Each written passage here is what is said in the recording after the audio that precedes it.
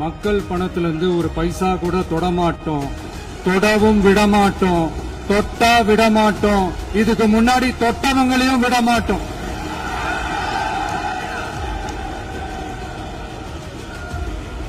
ஒவ்வொரு ஊழலா வெளியில வரும் போலே, ஒவ்வொரு வேஷமா கலைஞ்சிரும் போலே, இங்க இருக்கிற நிறைய பேரு நடுங்கி போய் இதுல நம்ம மேல அவதூறு வேற.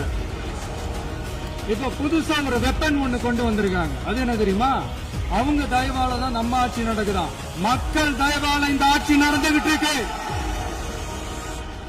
மனசாட்சி உள்ள சக்திகளோட ஆதரவால இந்த ஆட்சி நடந்துகிட்டு இருக்கு.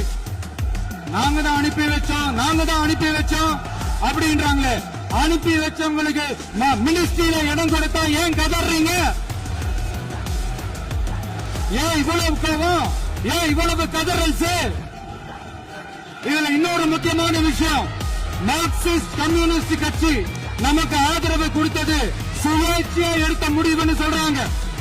அதே மாதிரி இந்திய கம்யூனிஸ்ட் கட்சி நமக்கு ஆதரவு கொடுத்தது சுயேட்சையா எடுத்த முடிவுன்னு சொல்றாங்க.